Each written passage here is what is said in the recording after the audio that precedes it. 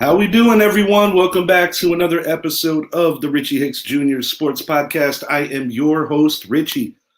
You know what I'm talking about today, the World Series. On today's show, I'm going to be hitting on the events of Game 4 of the World Series. My beloved New York Yankees staving off elimination for at least one more day as they defeated the Los Angeles Dodgers by the score of 11-4. And I got to say, I'm proud of the Yankees. Yesterday was not an easy task to come in, to get past the outside noise, a lot of doubters, and to ultimately just do what they came to do, and that's win a difficult baseball game. None of these are going to be easy when you are in the midst of the fire. You know, the Dodgers had not relinquished the lead pretty much since the Freddie Freeman Grand Slam walk-off in Game 1. But what I saw yesterday was not a team that is overly concerned about being down 3-0. I think the right approach for the Yankees to take moving forward is that you literally have to look at this as one game at a time. You could never win 4 in a row, and you could never do that in one day. But we're going to hit on some of the positives that we saw yesterday and one noticeable negative. I'll start with the negative, actually. I'm happy that Weaver has been everything that the Yankees could have asked of him. But pitching over 2 innings today essentially takes him out of any equation to pitch tonight. Why did Aaron Boone do it? The only logical explanation for me is simple. Garrett Cole's pitching tonight. And I think that Boone learned his lesson from Game 1, and he's going to let Cole go as far as he could take it. Ideally, you want Cole to at least go 7 innings. I actually think he might be doing better than that, considering that he got yanked over, not even being over 90 pitches in Game 1. Okay, here are the positives. Austin Wells finally gets off the schneid and put one into the seats. Gleyber Torres finally hit a ball that was not interfered with. In inning 1, 2 utter embarrassments for this Yankee fan base. On a ball going out of play, it was foul, and it was in Mookie Betts' glove. The Yankee fans, 2 brothers, 2 idiots, tried to get the ball out of Betts' glove. One brother had his hand in Betts' glove, the other brother holding down Betts' wrist. The risk for injury there could have been a catastrophic blow to the Dodgers, and I don't care. You never want to see an opposing player injured, and you never want to see an opposing player have to be subjected to that kind of bullshit. Fans are there to spectate, not to be part of the game and not to influence the outcome. I was very disappointed in seeing that. I hope those guys get a lifetime ban from Yankee Stadium, not just ejected. And you could clearly tell on the audio of that those 2 assholes were drunk.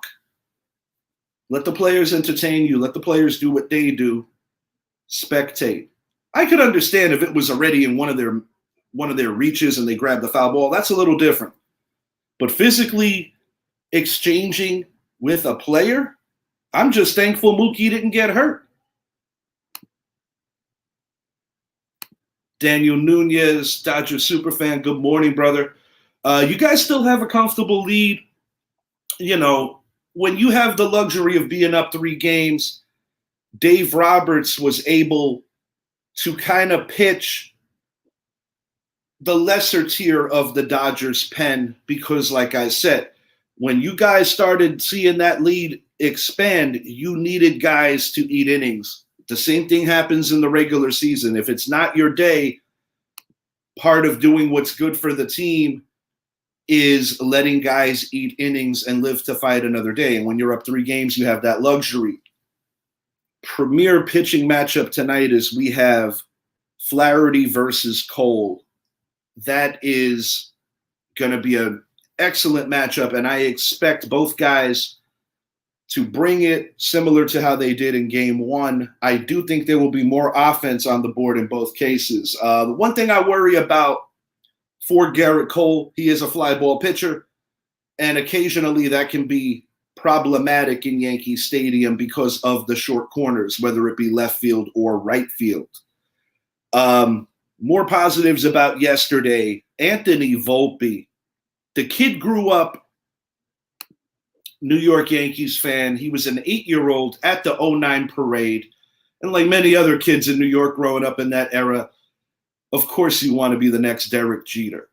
Well, this young man's living out his dream. Just a couple of seasons ago, he became only the 4th rookie in the illustrious history of the New York Yankees to start on opening day. And it was huge because not scoring potentially in that inning because there were 2 outs would have really been a death blow to the Yankees, because in these kind of games, you have to strike when you have the opportunities, because you can go multiple innings without taking advantage. What more can we say about the opponent, Freddie Freeman? He might hit another one tonight, expanding on his World Series record of consecutive games with a home run. I'm annoyed about game one still. Why wouldn't I be? In my eyes, this series should be tied 2-2. We let this team off the hook in game one. But I do have a high faith in the Yankees that they can take this back to LA. And you got to simplify things when they get like this. It is literally one game at a time. Win tonight and put some more pressure on the Dodgers. The Yankees have to go with that mentality that they have nothing to lose. I think Austin Wells said it best when he talked after the game with Ken Rosenthal and said, I just said, screw it. Nothing to lose. That's the attitude the Yankees have. They have to be loose. They have to take good at-bats, and they have to believe in what they have behind their pitching, which is, in my opinion, a pretty good defense. Daniel Nunez, Freddie Freeman has been amazing for my Dodgers. Absolutely, he's been amazing. And it's funny how things work out, because initially, Freddie Freeman ultimately fired his agent because he had such a fond connection with his previous team, the Atlanta Braves, and there was some misinformation from his agent's camp. He ultimately signed with the Dodgers. He was very emotional about leaving the Braves. And when you consider what this man from a family level has gone through off the field with his son, I don't care if you're a Dodger or a Yankee. It's a hard thing not to root for this guy. You know, he is a true gentleman and a credit to the sport and a great ambassador of the sport. You know, I have nothing but respect for Freddie Freeman, and he's been nothing short of amazing in this World Series. And I expect more of the same. Freddie Freeman has truly been amazing. Just give me 1 second, guys.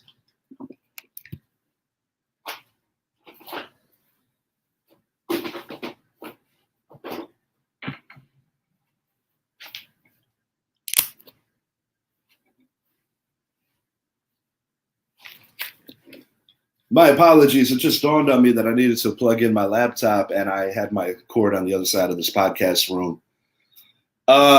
Shouts out to my aunt, Titi Saida. I love this new add-on to the Yankee room. I want to thank the good Lord for making me a Yankee, Joe DiMaggio in the 40s. That is just freaking awesome. So thank you, Titi, for sending that to me. I'm always adding stuff into this podcast room, so most definitely appreciate you thinking of me.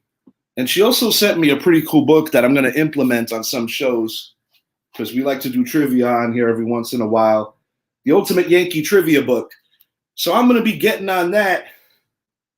I also want to give a shout out to my friend Victor Q, giving me a really cool book about some life goals and perspectives that I'm going to be applying myself to. So Victor, thank you for thinking of me. And I appreciate all your guys' support as fans of the show. You guys are amazing. Back to you, Mr. Nunez. Flaherty needs to pitch more than 6 innings for the Dodgers on having a good chance to win this game tonight. I do agree, Daniel. And truthfully, and this could be said about both starting pitchers, The second time around the lineup is going to be key to see how far Cole and Flaherty go. In the Yankees case, you want to work him into a decently high pitch count. Gerrit Cole can be a strikeout artist, but we don't want that as Yankee fans because striking out guys means throwing more pitches. I want contact outs. I want Cole to believe in his second and third pitches, not trying to blow everybody away with that fastball. There are certain guys in this Dodger lineup you don't want to test. Mr. Freeman is one of them. Mr. Ohtani, despite the pain of the injury, is another.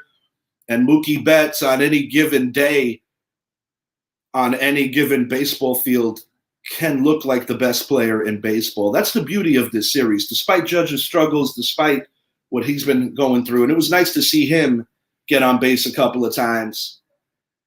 Seeing Gleyber Torres hit a home run after, what are the chances of having fans interfere with two balls that you hit in the same series?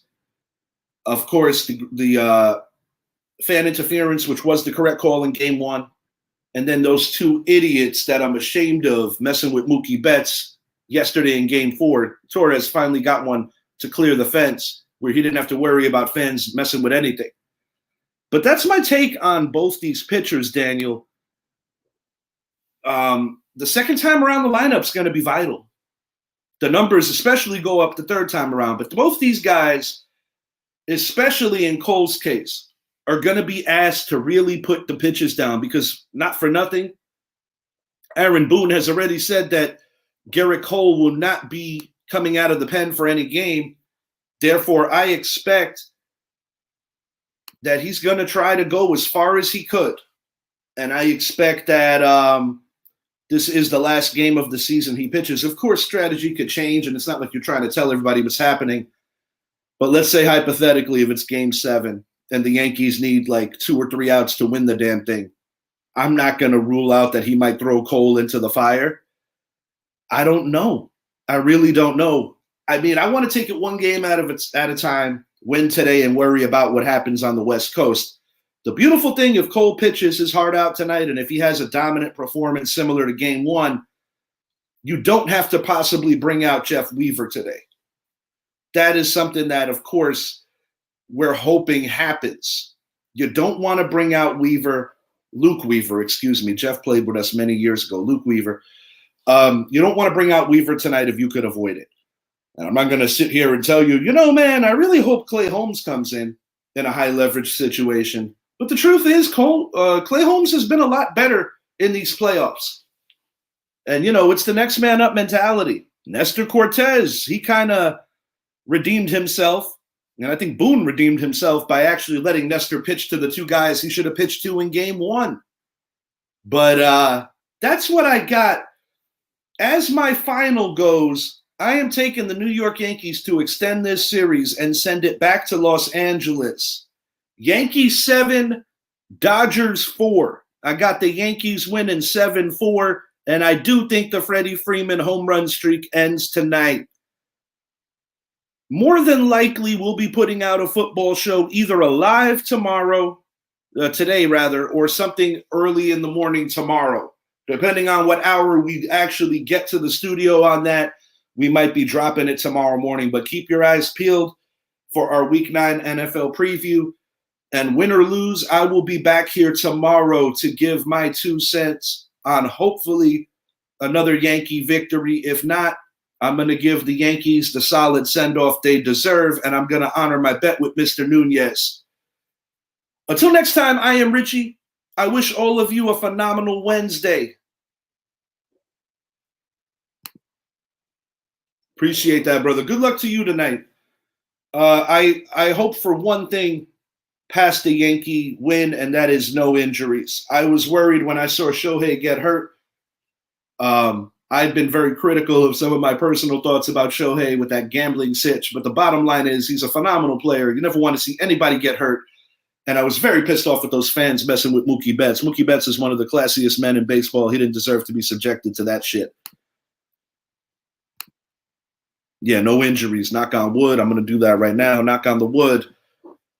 Daniel, have a great day, brother. Enjoy the World Series. And we will be talking tomorrow, one way or the other. Have a great day, everyone. I'm out. Go Yankees.